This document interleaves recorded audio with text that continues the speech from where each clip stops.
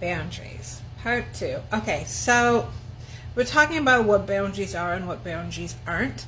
I am someone that has had very strong boundaries my whole life. I'm not sure if you believe in reincarnation.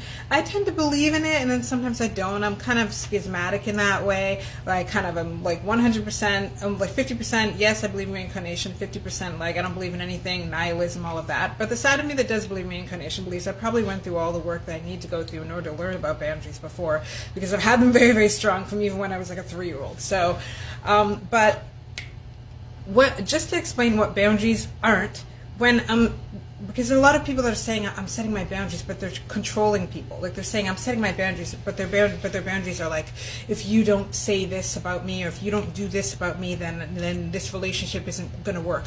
Or if you don't, if you don't care about the things I care about, if you don't stop doing this, then this relationship is over. Those are not boundaries. Those are ultimatums.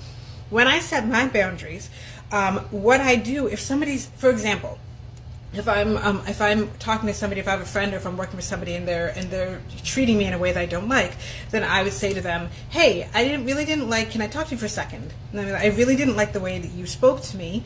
It didn't make me feel good. I didn't like the feeling. I didn't like the way it felt, and it felt very, very abusive. I didn't appreciate that, and I just wanted you to know that I did not enjoy that.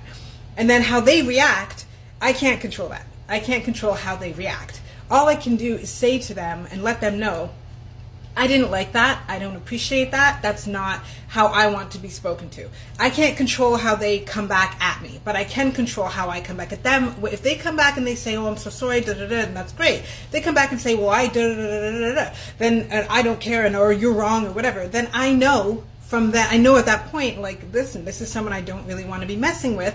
I don't want to deal with this person, so as much as I can, I'm going to limit my interactions with them, and I'm not going to deeply engage with them.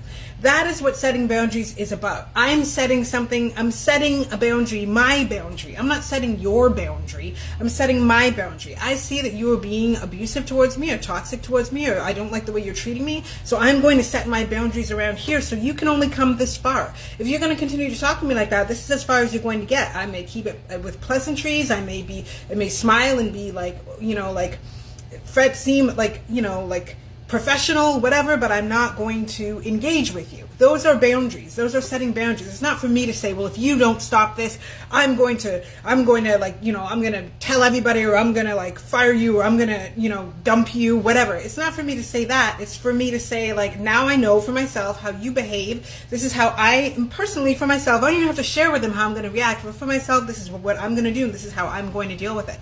That is a boundary. That's a boundary.